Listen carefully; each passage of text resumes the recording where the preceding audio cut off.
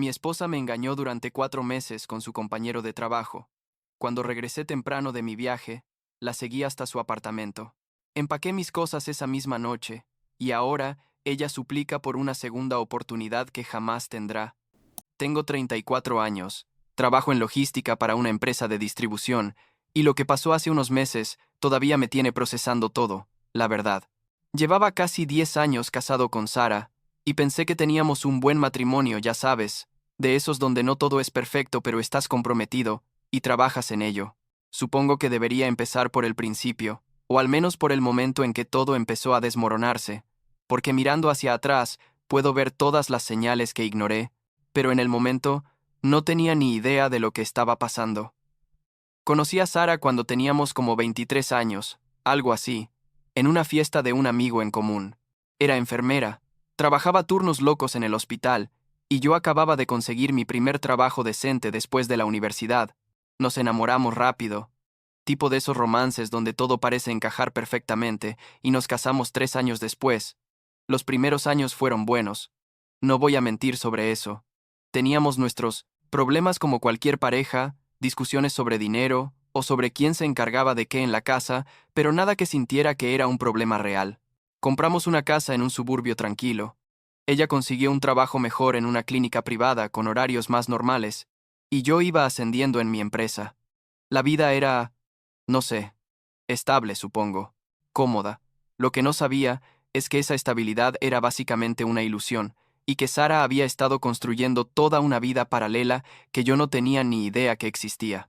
Pero eso lo descubrí después, obviamente. En el momento, yo solo pensaba que estábamos bien, que éramos uno de esos matrimonios que iban a durar.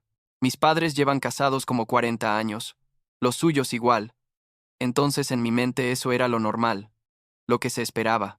Te casas, construyes una vida juntos, aguantas los momentos difíciles, y eso es todo.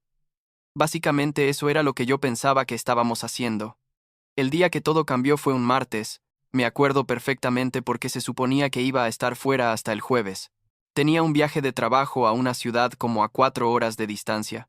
Una de esas cosas donde vas a revisar unas bodegas y hacer reuniones aburridas con clientes. Pero resulta que las reuniones se cancelaron el segundo día, porque el cliente principal tuvo una emergencia familiar. Entonces mi jefe dijo que podíamos regresar temprano si queríamos. Obvio, dije que sí. Porque ¿quién no quiere volver a casa antes de lo planeado, verdad? Pensé que iba a sorprender a Sara. Tal vez llegaría y podríamos cenar juntos o ver una película o algo así. Qué ingenuo fui, en serio. Salí tipo 2 de la tarde y manejé de regreso. Llegué a nuestro pueblo como a las 6:30. Paré en una gasolinera para llenar el tanque antes de ir a casa, y ahí fue cuando vi su carro. Era un Honda Civic azul del 2018. No es que sea muy único, pero tenía una calcomanía específica de una maratón en la que ella había participado el año anterior. Entonces era definitivamente su carro. Estaba estacionado en el pequeño centro comercial que está al lado de la gasolinera, frente a un restaurante italiano que no era nuestro lugar habitual ni nada. Me pareció raro porque se suponía que ella estaba trabajando hasta las 7. Eso fue lo que me había dicho esa mañana cuando hablamos por teléfono. No sé por qué, pero algo en mi estómago se sintió raro. Tipo esa sensación de que algo no cuadra pero no puedes explicar exactamente qué. Terminé de llenar el tanque y decidí llamarla, solo para ver qué decía. El teléfono sonó como 4 veces antes de que contestara, y cuando lo hizo sonaba como sin aliento, tipo agitada. Le dije, «Hey, cariño, salí temprano del viaje y ya estoy de regreso en el pueblo», y ella hizo una pausa rara antes de decir, «Oh, qué bueno, yo todavía estoy en el trabajo, pero debería salir en como media hora». Le pregunté si quería que pasara a recogerla o algo, y dijo, «No. Tengo que pasar al supermercado de camino a casa de todas formas, así que nos vemos allá». Colgamos, y yo me quedé ahí sentado en mi carro pensando, ¿qué demonios? Su carro está literalmente a 50 metros de mí, no está en el trabajo. ¿Por qué mentiría sobre algo así? Mi primer pensamiento fue que tal vez estaba planeando alguna sorpresa para mí, o algo, no sé, comprando un regalo o preparando algo especial. Pero eso no tenía sentido porque yo no le había dicho que iba a regresar temprano, ella no tenía forma de saberlo. Entonces mi cerebro empezó a ir a lugares más oscuros, ya sabes, pensando en todas las razones por las que tu esposa te mentiría sobre dónde está. Me quedé en la gasolinera como 20 minutos más, sintiéndome como un idiota, pero sin poder simplemente irme. Y entonces vi su carro salir del estacionamiento, Sara manejando sola, y la vi acelerar hacia el supermercado que está como a 10 minutos de ahí. Decidí seguirla, lo cual me hizo sentir como un acosador, pero ya estaba demasiado en esto. Llegó al supermercado, entró corriendo, literalmente corriendo, tipo apurada, y salió como 10 minutos después con 2 bolsas pequeñas. Luego manejó a casa. Yo esperé otros 10 minutos antes de llegar, para que pareciera natural el tiempo de viaje desde donde supuestamente estaba. Cuando llegué a casa ella estaba ahí, guardando las compras, actuando completamente normal. Me dio un beso. Me preguntó cómo estuvo el viaje, todo muy casual. Yo también actué normal, pero por dentro estaba como, ¿qué demonios acaba de pasar? No dije nada esa noche, porque honestamente no sabía qué decir. ¿La acuso de mentir cuando no tengo idea de por qué mintió? Le digo que la estuve siguiendo como un psicópata. Decidí esperar, observar, ver si pasaba algo más raro. Y vaya que pasaron más cosas raras. Durante las siguientes semanas empecé a notar patrones que antes había pasado por alto. Sara estaba en su teléfono constantemente, como obsesivamente. Siempre lo tenía boca abajo, siempre se lo llevaba al baño, siempre lo ponía en silencio. Cuando le preguntaba algo mientras estaba en el teléfono, tardaba como 5 segundos en procesar lo que le había dicho, tipo claramente distraída, y empezó a trabajar tarde más seguido, o al menos eso decía. Llegaba a casa tipo 9, 10 de la noche, diciendo que había estado ocupada en la clínica o que había ido a cenar con compañeras de trabajo. Una noche estábamos viendo televisión y su teléfono sonó. Lo agarró súper rápido, lo vio, y su cara hizo esta expresión rara antes de silenciarlo. Le pregunté quién era y dijo, oh, nadie, solo spam. Pero la vi después ir al baño con el teléfono y quedarse ahí como 15 minutos. Esa fue como la quinta o sexta señal de alerta que mi cerebro no quería procesar. Porque procesar esas señales significaba admitir lo que probablemente estaba pasando, y yo todavía no estaba listo para eso. Pasó como un mes desde el incidente de la gasolinera. Un viernes, Sara me dijo que iba a trabajar tarde otra vez, que probablemente llegaría como a las 11 porque tenían inventario o algo así. Honestamente ya ni me acuerdo qué excusa específica usó, porque para ese punto todas sonaban iguales. Le dije, ok, que tuviera cuidado, y ella se fue a trabajar en la mañana. Yo tuve un día normal en la oficina, salí como a las 5:30, y en lugar de ir directo a casa decidí hacer algo que me había estado dando vueltas en la cabeza durante semanas. Manejé hasta la clínica donde supuestamente trabajaba Sara. Es un edificio pequeño en una zona comercial, fácil de ver todo el estacionamiento desde la calle. Su carro no estaba ahí. Eran como las 6:30. Se suponía que estaba trabajando hasta las 11, pero su carro no estaba. Sentí como si me hubieran pateado en el estómago. Manejé alrededor del edificio 2 veces solo para estar seguro, pensando que tal vez lo había estacionado en algún lugar raro. Pero nada. No estaba ahí. Me senté en mi carro, en un estacionamiento al otro lado de la calle, y pensé, ¿qué hago ahora? Podía llamarla y confrontarla, pero ¿y si tenía alguna explicación lógica? ¿Y si estaba en algún evento de trabajo en otro lugar o algo así? Aunque en el fondo yo sabía que eso era mentira que me estaba diciendo a mí mismo. Decidí manejar un poco, sin rumbo específico, solo pensando. Y entonces recordé algo que había escuchado a Sara mencionar hace como 2 meses. Había mencionado casualmente a un compañero de trabajo llamado Ryan. Dijo algo sobre cómo él era nuevo y era buena onda. En ese momento no le presté atención, pero ahora, en retrospectiva, recordaba que su nombre había aparecido como 3 o 4 veces en conversaciones casuales después de eso. No sé qué me hizo hacerlo, pero busqué en Facebook a Ryan. Encontré el perfil de un tipo que parecía tener la edad correcta y que su información decía que trabajaba en la misma clínica. Su perfil no era muy privado, gracias a Dios, y pude ver su ciudad y hasta reconocí algunos lugares en sus fotos que eran definitivamente de nuestro pueblo. Pero no tenía su dirección, obviamente. Me sentí como un detective acosador, pero seguí buscando. Revisé las páginas blancas en línea. Encontré como 3 Ryan que podían ser él basándome en la edad, y decidí que al día siguiente iba a manejar a esas direcciones para ver si veía algo. El sábado en la mañana, Sara se fue temprano. Dijo que iba al gimnasio y luego iba a almorzar con su hermana Lisa. Le dije que yo iba a pasar el día haciendo diligencias aburridas. En cuanto salió, esperé como media hora y luego empecé mi misión de detective aficionado. La primera dirección de Ryan fue nada. Era una casa de alguien mayor. Definitivamente no era él. La segunda era un apartamento, pero no vi su carro o el de Sara en ningún lado. Pero la tercera dirección, una casa pequeña en un vecindario a como 20 minutos del nuestro, ahí estaba, el Honda Civic azul de Sara, estacionado en la entrada como si nada. Me estacioné como a media cuadra, mi corazón latiendo tan fuerte que podía oírlo en mis oídos. Me quedé ahí sentado por, no sé, 10 minutos, 15, sintiéndome enfermo, confundido, enojado, todo al mismo tiempo. Tomé fotos con mi teléfono, del carro, de la casa, de la placa para estar seguro, y entonces los vi. Sara salió de la casa con un tipo, Ryan supongo, ambos riéndose de algo. Él la abrazó, no fue un abrazo de amigos, fue un abrazo tipo, te voy a besar en un segundo. Ella subió a su carro y se fue. Él se quedó en la entrada viéndola irse con una sonrisa estúpida en la cara. Tomé fotos de todo. No sabía qué iba a hacer con ellas, pero sabía que las necesitaba. Cuando Sara llegó a casa esa tarde actuando como si nada, diciendo que había tenido un buen almuerzo con Lisa y que el gimnasio había estado lleno, yo solo asentí y sonreí. Por dentro estaba destruido, pero no dije nada todavía. Necesitaba estar seguro, necesitaba más evidencia, necesitaba saber exactamente qué estaba pasando antes de hacer cualquier movimiento.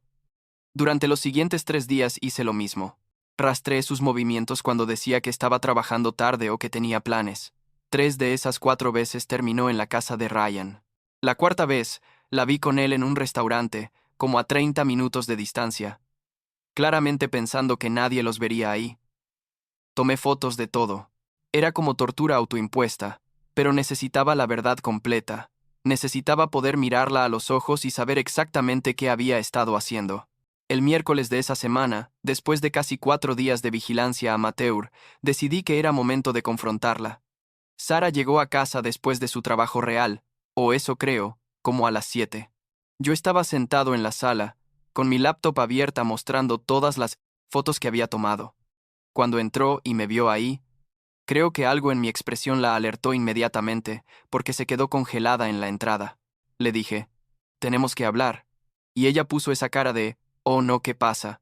Toda inocente y preocupada. Le di la vuelta a la laptop para que pudiera ver las fotos. Había como 20, todas con fecha y hora, mostrando su carro en la casa de Ryan, mostrándola a ella con él, todo. Su cara pasó por como 5 emociones diferentes en 10 segundos. Confusión, shock, pánico, y luego algo como resignación. Le dije, entonces, ¿quieres explicarme qué demonios es esto? ¿O seguimos con las mentiras? Sara se desmoronó.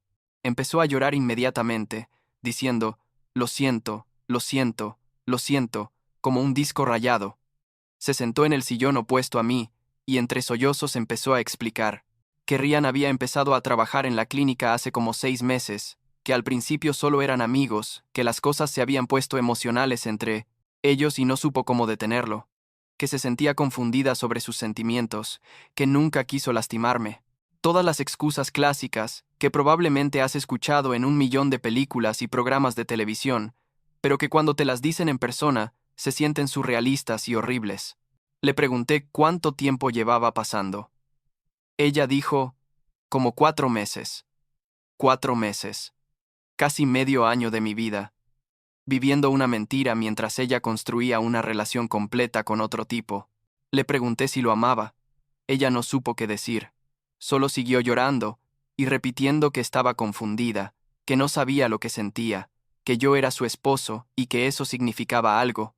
Yo solo me quedé ahí sentado sintiéndome completamente vacío. No estaba ni siquiera enojado en ese momento, solo estaba como anestesiado emocionalmente. Ella intentó acercarse a mí, diciendo que podíamos ir a terapia de parejas, que podíamos solucionar esto, que fue un error horrible, pero que ella me amaba de verdad y que quería que nuestro matrimonio funcionara, que terminaría todo con Ryan inmediatamente, que bloquearía su número, que haría lo que fuera necesario. Me miraba con esos ojos llorosos esperando que yo dijera que sí, que podíamos intentarlo, que perdonaría todo esto, y honestamente, parte de mí consideró decir que sí, porque habíamos construido una vida juntos, teníamos una historia, y tirar todo eso a la basura por esto era aterrador. Pero entonces pensé en las últimas semanas, en todas las mentiras, en cómo me había mirado a los ojos y mentido una y otra vez, en cómo había estado planeando activamente sus encuentros con este tipo, mientras yo confiaba completamente en ella, en cómo probablemente se habían reído juntos, de lo fácil que era engañarme, y me di cuenta de que no podía. Simplemente no podía quedarme con alguien que había hecho eso. No importaba cuántos años lleváramos juntos o cuántas memorias tuviéramos. Ella había tomado una decisión activa, no una vez sino cientos de veces durante 4 meses, de traicionarme. Le dije, estoy hecho. Ya terminé con esto. Ella empezó a rogar literalmente, diciéndome, por favor no hagas esto, podemos solucionarlo. Fue un error, te amo. Pero yo solo seguía diciendo, no, se acabó. No puedo hacer esto. Me levanté, fui a nuestro cuarto, agarré una mochila y empecé a meter ropa. Ella me siguió, todavía llorando, todavía rogando. Metí suficiente ropa para una semana más o menos. Agarré mis cosas de higiene personal, mi laptop y algunas otras cosas básicas. Todo el tiempo ella estaba ahí diciéndome que esperara, que lo pensara bien, que no me fuera así. Pero yo ya había tomado mi decisión. Llamé a mi amigo Marcus, le expliqué súper brevemente lo que había pasado, y le pregunté si podía quedarme en su casa unos días. Él dijo que por supuesto, que viniera cuando quisiera. Le dije a Sara que iba a quedarme con Marcus, mientras decidíamos qué hacer con la casa y el divorcio. La palabra divorcio hizo que empezara a llorar aún más fuerte. Pero yo ya estaba como emocionalmente desconectado de la situación. Cargué mis cosas en el carro y me fui. Ella salió a la entrada gritando mi nombre, pero yo solo arranqué y me fui. Los siguientes días fueron raros. Marcus fue increíble. Me dejó usar su cuarto de huéspedes. No hizo muchas preguntas, solo estuvo ahí. Yo pasé la mayor parte del tiempo procesando todo, a veces enojado, a veces triste, a veces solo confundido sobre cómo había llegado a este punto. Volví a la casa cuando sabía que Sara estaba en el trabajo y empaqué más de mis cosas. Dividimos nuestras pertenencias mentalmente mientras empacaba, tipo, esto es mío, esto es de ella, esto lo compramos juntos pero que se lo quede ella. Fue deprimente ver 9 años de matrimonio reducirse a cajas en la parte trasera de mi carro. Bloqueé a Sara en todo. Teléfono, mensajes, redes sociales, email, todo. No. Quería escuchar más disculpas ni súplicas.